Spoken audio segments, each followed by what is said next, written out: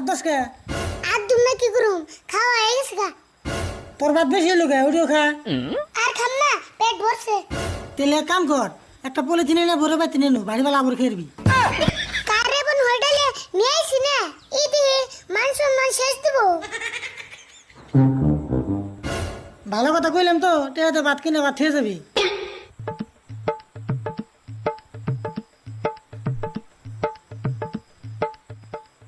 ভাই আঙ্গুর বিল কত হলো খারান হিসাব করতেছি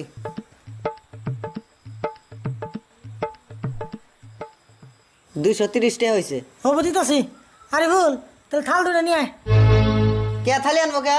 কে আনতে না গেলেন থালি 100 টাকা 100 টাকা তো পুরাই দেবো তাহলে থালি খেয়ে যাম কে হেই কি কইন 100 টাকা আপনার কাছে থালি বেঁচে গেছি নাকি?